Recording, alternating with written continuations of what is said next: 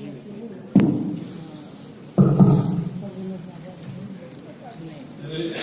भाई प्रेरक आदरणीय दानेश्वर शर्मा जी, छोटे भाई रवि श्रीवास्तव, हमारे महत्वपूर्ण लेखक डॉक्टर परमेश्वर वर्मा, सरदार शर्मा जी, अरुण नीलम जी, राजीव चौबे जी और सब आदरणीय देवी और सज्जनों। ठीक तो है, ठीक है, मुझे भी सुनाई पड़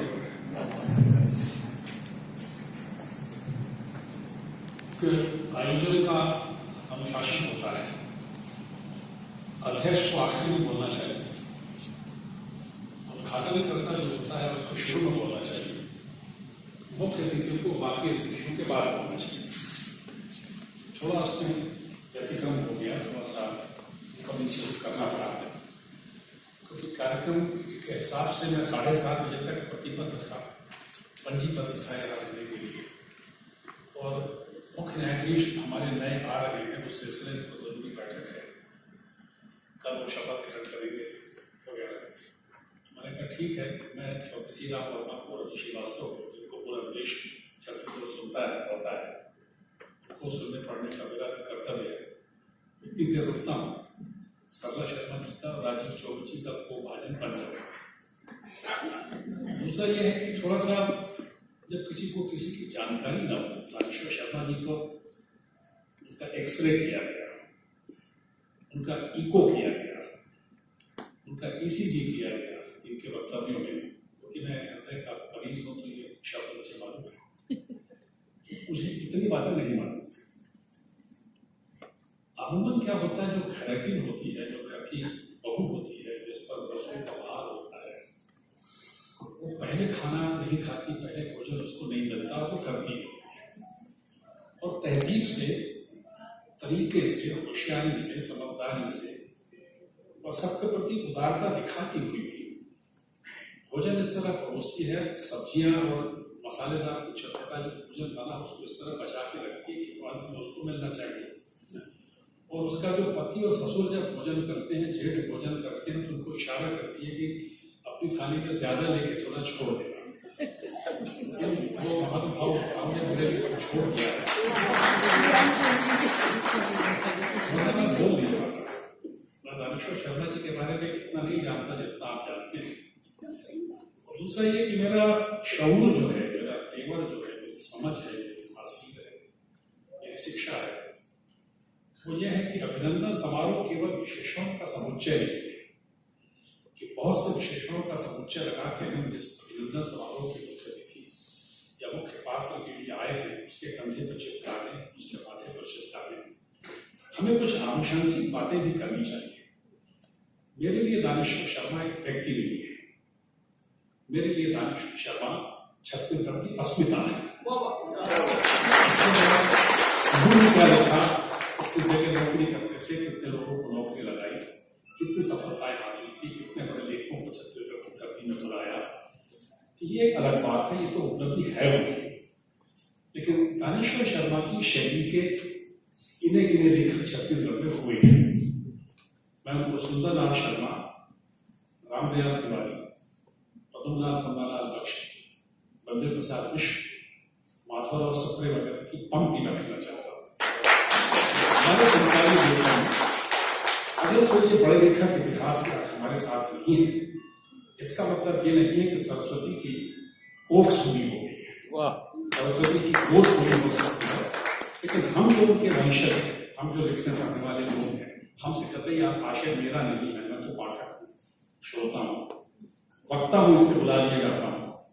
लेकिन ये शऊर और ये तेवर और जो समझ और ये ऊंचाई और जो कद है, अभी इसका मूल्यांकन हमने किया नहीं है। दानेश्वर शर्मा को मैं बहुत नजदीक से जानता हूँ, व्यक्ति दानेश्वर शर्मा को इसलिए जानता हूँ कि मैं उनके करीब रहा हूँ। सब चीजों का जिक्र हुआ है, लेकिन उनके पास एक संस्था भी है। वो केवल आज अतिथि नहीं है, वो मेरी संस्था, जिसका मुझे मध्य प्रदेश उद्योग निगम का और बाद में हाउसिंग बोर्ड का अध्यक्ष होने के नाते संरक्षक बना दिया गया कम उम्र में, और वो ज्यादा उम्र में, आज भी उस संस्था के वो अध्यक्ष हैं। उस संस्कार संस्था के अध्यक्ष हैं जिस संस्कार संस्था ने पक्षी समारोह आयोजित किया था। ये सारा श्रेय उनको दिया जाना चाहिए और मुझको नहीं उसका श्रेय मिलना चाहिए। मित्रों, अगर दानेश्वर शर्मा भिलाई स्टील प्लांट में नहीं होते तो क्या होता? छत्तीसगढ़ के लेखों को इस बात को समझना चाहिए कि हम एक तालाब के अंदर रहते हैं, हम देश में किसी नदी के साथ नहीं रहते। साहित्य की जो सरिता है, जो साहित्य की व्यावसायिक सरिता है, वो केवल उसका उद्गम स्थान दिल्ली हो गया है। पहले कभी बनारस होता था, पहले कभी इलाहाबाद होता था, पहले कुछ और शहर होते थे, और वो सरिता धीरे धीरे पहुंचकर दिल्ली जाती थी। जिस तरह दिल्ली में नर्मदा सूख गई है, इसी तरह दिल्ली की साहित्यिक संवेदना सूख गई है, केवल बड़े बड़े लोगों का समुच्चय बन गया। एक आदमी का नाम आपने सुना होगा, ऑल्डस हक्सले।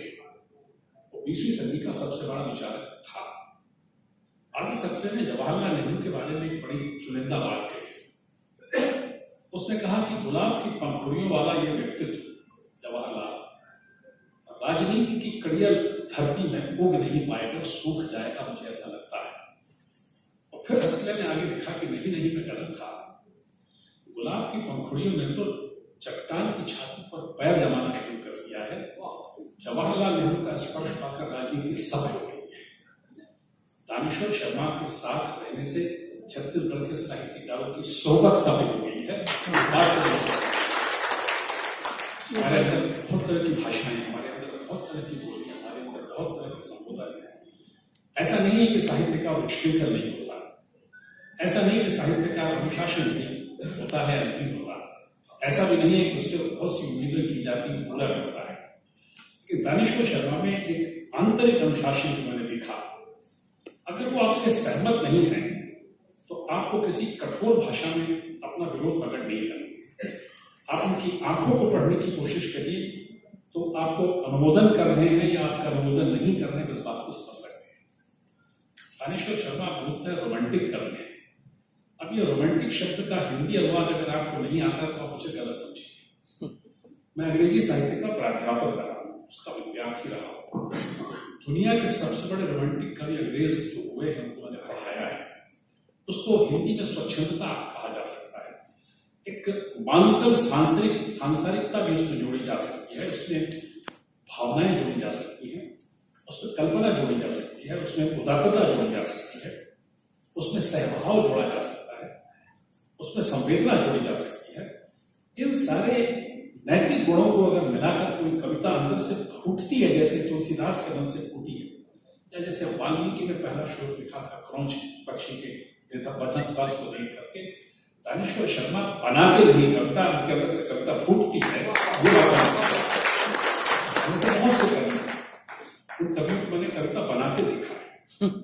अब कंप्यूटर का जमाना है, जो बच्चे सामने बैठे हैं, मैं तो कंप्यूटर नहीं जानता, लेकिन आप कंप्यूटर पर 2-4 हजार शब्द ले लीजिए और अगर अंग्रेजी के और शब्द आपको आते हैं उनका हिंदी तर्जुमा कर लीजिए, और गणित अगर आपको आती है, जो मैं जानता हूँ, मैं गणित का विद्यार्थी हूँ, तो परमुटेशंस कॉम्बिनेशन बनाइए और शब्दों को डाल दीजिए, रात भर में 100-200 कविताएं तैयार हो जाएंगी। कविताओं को कोई पढ़े या ना, लेकिन दानेश्वर शर्मा कविता रच नहीं सकते तब तक के अंदर से फूटती नहीं थी। मैं ऐसे कवियों के साथ रहा हूँ। रवि नंदूलाल चोटिया का नाम लिया। डॉक्टर नंदूलाल चोटिया होम्योपैथी के डॉक्टर थे राजनांदगांव में, लेकिन मेरे साहित्यिक गुरु थे। मेरे साहित्यिक गुरु मेरे अध्यापक नहीं थे, मेरे साहित्यिक गुरु कोई बड़े लेखक नहीं थे। डॉक्टर नंदूलाल चोटिया थे, जिनने मुझमें व्याकरण का शौर उगाया, जिन्हें मुझे शब्दों की सोबत में बिठाया, जिन्होंने प्रसाद गुण क्या होता है साहित्य में मुझे सिखाया। उस सब को सीखने के बाद मुझसे थोड़ी उम्र में छोटे थे, सारे इस कवि के साथ, ज्ञान सिंह ठाकुर के साथ, इनके साथ, ईश्वर के साथ और तमाम बहुत से लोगों और कवियों के साथ मेरे कॉलेज जीवन का, स्कूल के जीवन का बचपन बीता। मैं पूछ रहा था, सरला शर्मा ने मुझे याद दिलाया, दानेश्वर जी ने मुझे याद दिलाया उनकी एक कविता है, चल जवारा पढ़े देखे जाए, ये 60 के दशक की कविता है। मैंने आज तक दानेश्वर शर्मा को नहीं बताया, पहली बार बता रहा हूँ आपकी गवाही। मैं कॉलेज में पढ़ता था, मुझे यूथ फेस्टिवल में तालकोटोला मैदान में सागर विश्वविद्यालय के कंटिजेंट को ले जाना था। हमारे कॉलेज को एक लोकगीत या समूह गीत गाने का मौका मिला और हमने गाना तैयार किया। किसी ने बताया कि भिलाई के कर्मचारी अधिकारी हैं, उनका ये गीत है। अब ये सवाल था कि जवारा देखे, जवारा जगदलपुर, जवारा पढ़ी देखे, जहाँ पर दिल्ली में वहाँ जवाहरलाल को सुनना था और तमाम लोगों के साथ नेहरू जी सुनने आते थे। हमारे देश का अकेला प्रधानमंत्री था, अब शायद होगा ही नहीं कोई आज तक। तो वहां पर जवारा और मड़ई ये सब कैसे जमाए, तो हम लोगों ने उसको मड़ई को भिलाई कर दिया, चल वो संगीत भिलाई देखे जाओ। और उसमें फिर या तो इनसे कराया होगा लोगों ने, मैं उसका लेखक नहीं था, मैंने भिलाई भेजा था कुछ लोगों को, या उन्होंने खुद किया होगा। और हमारे मित्र नरेंद्र देव वर्मा हमारे साथ थे, उनको भी तो कविता का बहुत दिल था। तो दानेश्वर शर्मा का ये मूल गीत संशोधित होकर ताल कटोरा गार्डन में 1961 में नवंबर के महीने में देश का सबसे अच्छा गीत पुरस्कृत हुआ। रवि ने एक आधी बात की, उस आधी बात को छोड़ दिया, हास्य की बात की। मुझे आज तक समझ में नहीं आया कि हमारी सरकार से आशा किसी राजनीतिक पार्टी से नहीं है, तंत्र से, एक एहसास से, जिसको हम सरकार समझते हैं, एक संवैधानिक व्याख्या से। आज तक समझ में नहीं आया कि छत्तीसगढ़ में या पूरे देश में जिस तरह पद्म पुरस्कारों का अवमूल्यन हो रहा है, अव्वल तो होना नहीं चाहिए था, लेकिन हो गया।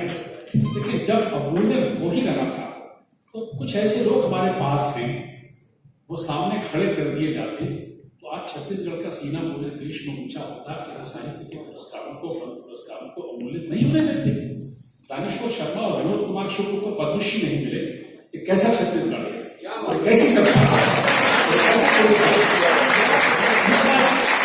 आज हमको एहसास के साथ, दुख के साथ कहनी पड़ रही है।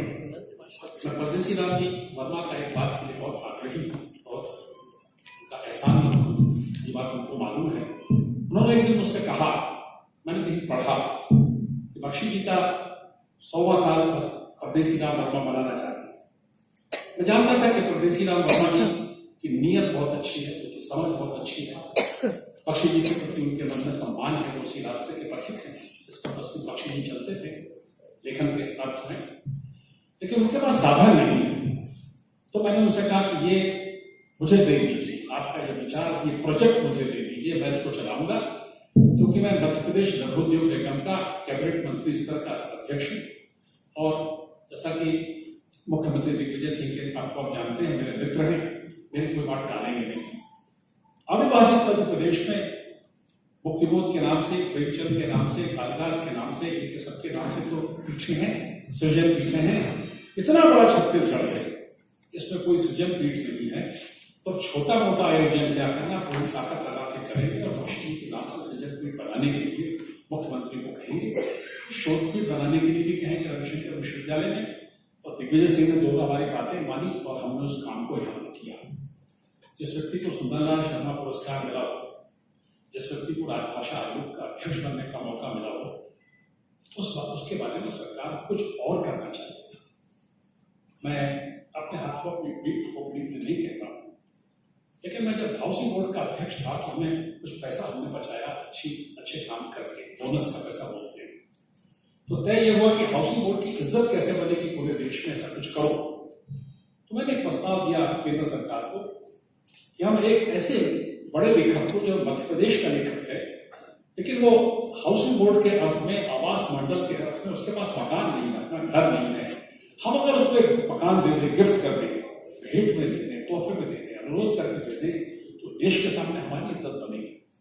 नरेश मेहता उस समय के मध्य प्रदेश के ज्ञानपीठ पुरस्कार के अकेले विजेता थे और मध्य प्रदेश हाउसिंग बोर्ड ने उस समय एक मकान उनको दिया गिफ्ट के बताओ। दिग्विजय सिंह ने अनुरोध किया, अपने हाथ से चाबी दी, दुर्भाग्य से मेहता जी चले गए, दुर्भाग्य से उनका इकलौता बेटा चला गया। उनकी पत्नी और उनके बेटे की पत्नी के पास ठिकाना नहीं होता, आज उनके पास एक घर है जहाँ रहते हैं।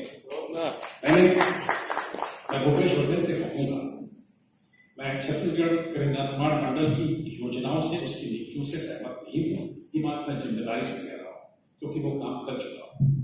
पूरा पैसा दो और मकान खरीदो, पूरा पैसा दो, बैंक से कर्जा लो, मकान खरीदो, ये सरकारी मंडल नहीं हुआ। ये तो निजी लोग भी ऐसा करते हैं। मैं कोशिश करूंगा कि मैं भूपेश बघेल से कहूँ कि हाउसिंग बोर्ड है या इस तरह की और संस्थाएं हैं, इसके कल्याणकारी कार्यों में कुछ ऐसी योजनाएं, ऐसा विचार जोड़ा जाए कि हम छत्तीसगढ़ के लेखकों का लगातार सम्मान करते रहें। ये काम भी सरकार को करना चाहिए।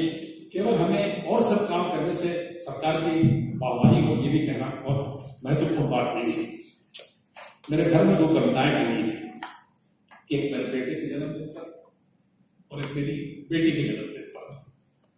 चूंकि मैं पदों में था उस समय, जाहिर बात है, इसको छिपाने की बात नहीं, फिर से पद में लौट आया।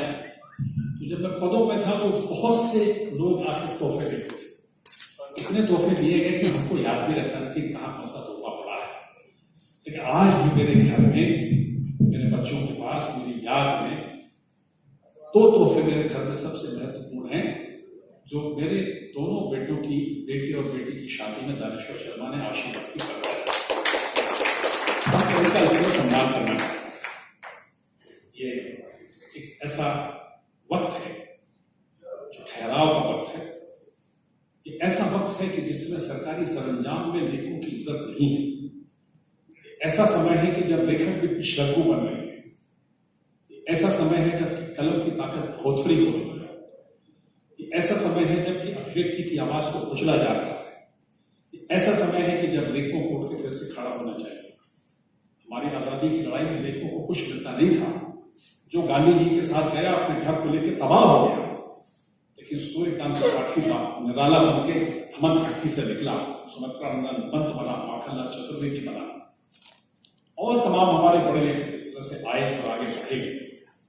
राजभाषा आयोग के अध्यक्ष होने के बावजूद मैं दानेश्वर जी से मिलता रहता था, कहता रहता हूं, छत्तीसगढ़ी और हिंदी में कोई बैर नहीं है। छत्तीसगढ़ी और हिंदी एक है। हमको राजभाषा आयोग के जरिए, 8वीं सूची के जरिए और अन्य भाषाई आंदोलनों के जरिए अंग्रेजी के प्रभुत्व को इस देश में से हटाने की कोशिश करनी चाहिए। हमें अपनी भाषाओं को आगे बढ़ाने की कोशिश करनी चाहिए। छत्तीसगढ़ की बहुत से सरकारी आदेश छत्तीसगढ़ी में क्यों नहीं हो सकते? छत्तीसगढ़ की अदालतें छत्तीसगढ़ी में बयान क्यों नहीं दर्ज कर सकते? छत्तीसगढ़ के बहुत से फैसले और आदेश छत्तीसगढ़ी में क्यों नहीं लिखे जा सकते? लेकिन उसके लिए हमको छत्तीसगढ़ की व्याकरण को संपुष्ट करना, उसके लिए हमको उस भाषा को लोगों के बीच में लोकप्रिय बनाना पड़ा। भाषा लेखकों की धरोहर नहीं है। अभिव्यक्ति केवल लेखकों की जागीर नहीं है, वो पढ़े लिखे लोगों की जागीर नहीं है। हमको आम जनता के बीच में जाने की कोशिश करनी चाहिए। रवि ने मेरे मन की बात छेड़ी, हरि ठाकुर का नाम लिया।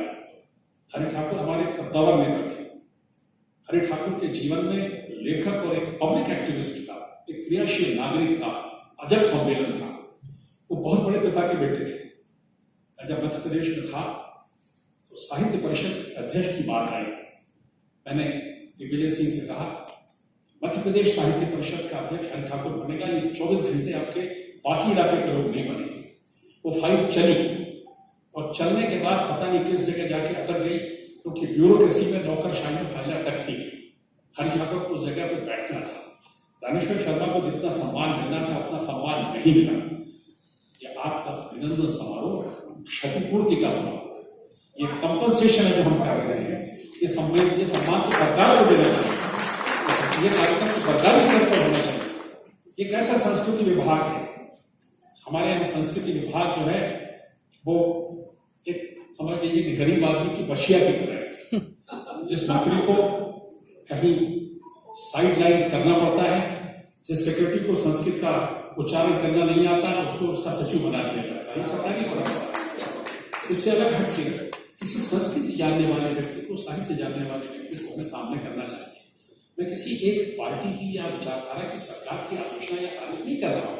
मैं एक सिस्टम की बात कर रहा हूँ, एक इंतजाम की बात कर रहा हूँ, प्रबंध की बात कर रहा हूँ। इस पूरे समाज में साहित्यकार के लिए अगर इज्जत नहीं होगी, अगर साहित्यकार को हम अपने से बेहतर आदमी, अपना अभिभावक, अपना संरक्षक, अपना गुरु, अपना मार्गदर्शक, भलमनसाहब का एक आदमी नहीं मानेंगे तो समाज नीचे गिरेगा। और हम जिस समय में रह रहे हैं, हम घमंड के समय में नहीं है, हम संकोच के समय में हैं, हम पश्चाताप के समय में हैं। आज हिंदुस्तान में लेखकों की जो इज्जत है और सरकारी कारणों से, राजनीतिक कारणों से, व्यापारिक कारणों से और भी कई भ्रष्टाचार के कारणों से बहुत खराब कर दी गई है।